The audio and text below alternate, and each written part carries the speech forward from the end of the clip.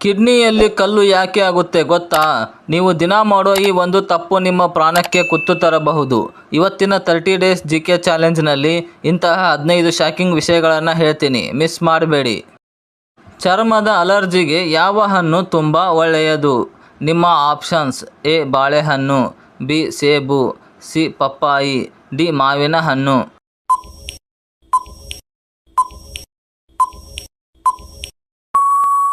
ಸರಿಯಾದ ಉತ್ತರ option C ಪಪ್ಪಾಯಿ. ಪಪ್ಪಾಯಿಯಲ್ಲಿ ಪಪೈನ್ ಎಂಬ ಕಿಣ್ವವಿದ್ದು ಇದು ಚರ್ಮದ ಸತ್ತ ಕೋಶಗಳನ್ನು ತೆಗೆದುಹಾಕಿ ಅಲರ್ಜಿಯನ್ನು ಕಡಿಮೆ ಮಾಡಲು ಸಹಾಯವನ್ನು ಮಾಡುತ್ತದೆ. ಜಗತ್ತಿನ ಅತಿದೊಡ್ಡ ದೇಶ ಎಂದು ಯಾವುದನ್ನು ಕರೆಯಲಾಗುತ್ತದೆ? ನಿಮ್ಮ options: A Bharat, B China, C Russia, D America.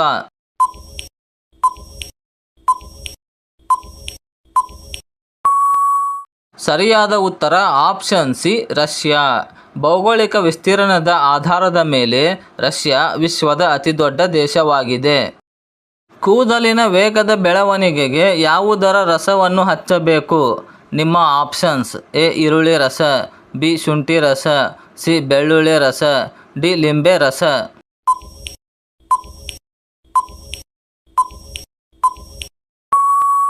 ಸರಿಯಾದ ಉತ್ತರ ಆಪ್ಷನ್ ಎ ಈರುಳ್ಳಿ ರಸ. ಈರುಳ್ಳಿಯಲ್ಲಿ ಸಲ್ಫರ್ ಅಂಶ ಹೆಚ್ಚಿರುತ್ತದೆ. ಇದು ಕೂದಲಿನ ಬುಡಕ್ಕೆ ರಕ್ತ ಸಂಚಾರ ಹೆಚ್ಚಿಸಿ ಕೂದಲು ಉದುರುವುದನ್ನು ತಡೆಯುತ್ತದೆ. ಯಾವ ತರಕಾರಿ ನಮ್ಮ ದೇಹವನ್ನು ವಿಷದಿಂದ ಮುಕ್ತಗೊಳಿಸುತ್ತದೆ? ನಿಮ್ಮ ಆಪ್ಷನ್ಸ್: ಎ ಆಲೂಗಡ್ಡೆ, ಬಿ ಸೋರೆಕಾಯಿ, ಸಿ ಹಾಗಲಕಾಯಿ, ಡಿ ಎಲೆಕೋಸು.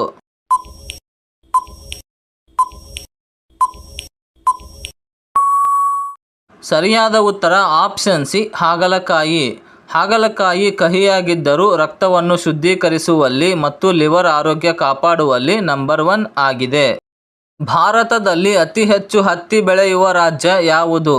ನಿಮ್ಮ options: A Karnataka, B Gujarat, C Tamil Nadu, D Punjab.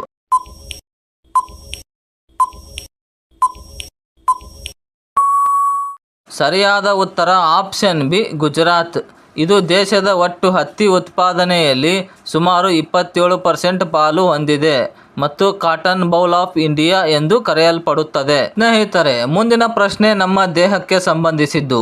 ಇದು ಬಹಳ ಜನರಿಗೆ ಗೊತ್ತಿರೋದಿಲ್ಲ. ನೋಡೋಣ, ನಿಮಗೆ ಗೊತ್ತಾ? ಯಾವುದನ್ನು ಅತಿಯಾಗಿ ತಿಂದರೆ ಕಿಡ್ನಿ ಸ್ಟೋನ್ ಉಂಟಾಗುವ ಸಾಧ್ಯತೆ ಇದೆ? ನಿಮ್ಮ ಆಪ್ಷನ್ಸ್: ಎ ಬದನೆಕಾಯಿ, ಬಿ ಟೊಮ್ಯಾಟೊ, ಸಿ ಮೂಲಂಗಿ, ಡಿ ಕ್ಯಾರೆಟ್.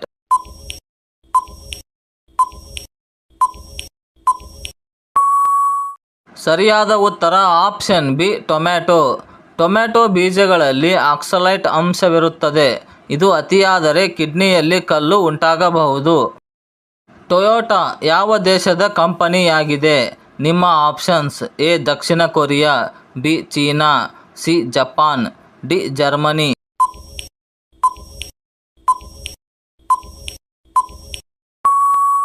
ಸರಿಯಾದ ಉತ್ತರ ಆಪ್ಷನ್ ಸಿ ಜಪಾನ್.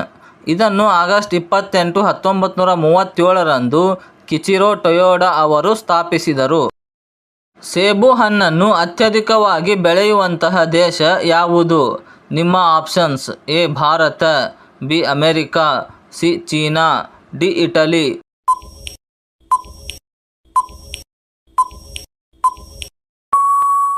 ಸರಿಯಾದ ಉತ್ತರ ಆಪ್ಷನ್ ಸಿ ಚೀನಾ. ನಿಮಗೆ ಗೊತ್ತಾ, ಜಗತ್ತಿನಲ್ಲಿ ಸುಮಾರು 7500ಕ್ಕೂ ಹೆಚ್ಚು ತಳಿಯ ಸೇಬುಗಳಿವೆ. ನೀವು ದಿನಕ್ಕೊಂದು ತಳಿಯ ಸೇಬು ತಿಂದರೂ ಎಲ್ಲವನ್ನು ಟೇಸ್ಟ್ ಮಾಡೋಕ್ಕೆ ನಿಮಗೆ 20 ವರ್ಷ ಬೇಕಾಗುತ್ತೆ. ಪೆಂಗ್ವಿನ್ ಪ್ರಾಣಿಯ ಸರಾಸರಿ ಆಯಸ್ಸು ಎಷ್ಟು ವರ್ಷಗಳು? ನಿಮ್ಮ ಆಪ್ಷನ್ಸ್: ಎ 10 ವರ್ಷ, ಬಿ 20 ವರ್ಷ, ಸಿ 15ರಿಂದ 20 ವರ್ಷ, ಡಿ 40 ವರ್ಷ.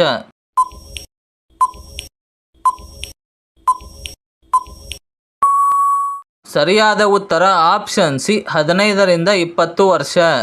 ಪೆಂಗ್ವಿನ್ಗಳ ಸರಾಸರಿ ಜೀವಿತಾವಧಿಯು ಪ್ರಭೇದಗಳ ಆಧಾರದ ಮೇಲೆ ಬದಲಾಗುತ್ತದೆಯಾದರೂ ಸಾಮಾನ್ಯವಾಗಿ ಅವು 15ರಿಂದ 20 ವರ್ಷಗಳವರೆಗೆ ಬದುಕುತ್ತವೆ. ಭಾರತ ಮತ್ತು ಅಮೆರಿಕಾದ ನಡುವಿನ ಸಮಯದ ವ್ಯತ್ಯಾಸ ಎಷ್ಟು? ನಿಮ್ಮ ಆಪ್ಷನ್ಸ್: ಎ 5 ಗಂಟೆ, ಬಿ 12 ಗಂಟೆ, ಸಿ 9 ಗಂಟೆ 30 ನಿಮಿಷ, ಡಿ 24 ಗಂಟೆ.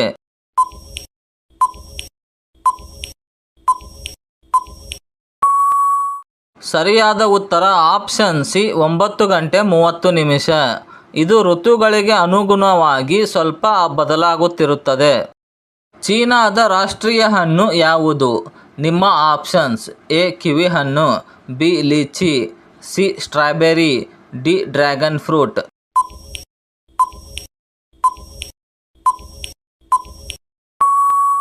ಸರಿಯಾದ ಉತ್ತರ ಆಪ್ಷನ್ ಎ ಕಿವಿ ಹಣ್ಣು. ಇದನ್ನು ಚೈನೀಸ್ ಗೂಸ್ಬೆರ್ರಿ ಎಂದು ಕರೆಯುತ್ತಾರೆ.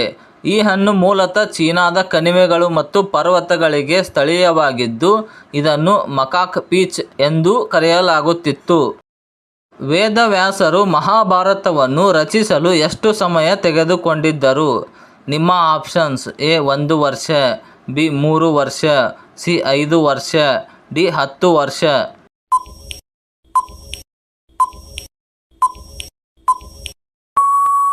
ಸರಿಯಾದ ಉತ್ತರ ಆಪ್ಷನ್ ಬಿ 3 ವರ್ಷ. ಮಹಾಭಾರತದ ಆದಿಪರ್ವದ ಪ್ರಕಾರ ವ್ಯಾಸರು ದಿನನಿತ್ಯದ ತಪಸ್ಸು ಮತ್ತು ಶುದ್ಧೀಕರಣದೊಂದಿಗೆ 3 ವರ್ಷಗಳ ಕಾಲ ನಿರಂತರವಾಗಿ ಪರಿಶ್ರಮಿಸಿ ಈ ಅದ್ಭುತ ಕಾವ್ಯವನ್ನು ಪೂರ್ಣಗೊಳಿಸಿದರು. ಮನೆಯಲ್ಲಿ ಗಡಿಯಾರವನ್ನು ಯಾವ ದಿಕ್ಕಿನಲ್ಲಿ ಹಾಕಿದರೆ ಶುಭ ಹಾಗೂ ಆರ್ಥಿಕ ಲಾಭ ಹೆಚ್ಚುತ್ತದೆ? ನಿಮ್ಮ ಆಪ್ಷನ್ಸ್: ಎ ದಕ್ಷಿಣ, ಬಿ ಪಶ್ಚಿಮ, ಸಿ ಉತ್ತರ ಅಥವಾ ಪೂರ್ವ, ಡಿ ಆಗ್ನೇಯ.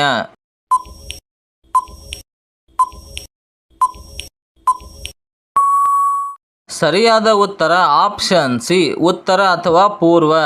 ವಾಸ್ತುಶಾಸ್ತ್ರದ ಪ್ರಕಾರ ಮನೆಯಲ್ಲಿ ಗಡಿಯಾರವನ್ನು ಇರಿಸಲು ಉತ್ತರ ಅಥವಾ ಪೂರ್ವ ದಿಕ್ಕುಗಳು ಅತ್ಯಂತ ಶುಭ ಮತ್ತು ಆರ್ಥಿಕ ಲಾಭದಾಯಕವಾಗಿವೆ. ಹೆಚ್ಚಾಗಿ ಜೇನುತುಪ್ಪ ತಿನ್ನುವುದರಿಂದ ಯಾವ ಸಮಸ್ಯೆ ಉಂಟಾಗಬಹುದು? ನಿಮ್ಮ ಆಪ್ಷನ್ಸ್: ಎ ಶೀತ, ಬಿ ಹಲ್ಲು ನೋವು, ಸಿ ತೂಕ ಹೆಚ್ಚಳ, ಡಿ ವಾಂತಿ.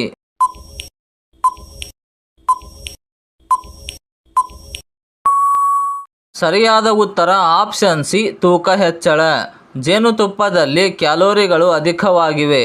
ತೂಕ ಇಳಿಸಿಕೊಳ್ಳಲು ಜೇನುತುಪ್ಪ ಸೇವಿಸುವವರು ಅತಿಯಾಗಿ ಸೇವಿಸಿದರೆ ತೂಕ ಹೆಚ್ಚಾಗುವ ಸಾಧ್ಯತೆ ಇದೆ. ಈ ಕೆಳಗಿನವುಗಳಲ್ಲಿ ಕಬ್ಬಿಣದ ಅಂಶ ಹೆಚ್ಚಾಗಿರುವ ಆಹಾರ ಪದಾರ್ಥ ಯಾವುದು? ನಿಮ್ಮ ಆಪ್ಷನ್ಸ್: ಎ ಹಾಲು, ಬಿ ಮೊಟ್ಟೆ, ಸಿ ಪಾಲಕ್ ಸೊಪ್ಪು, ಡಿ ಅಕ್ಕಿ.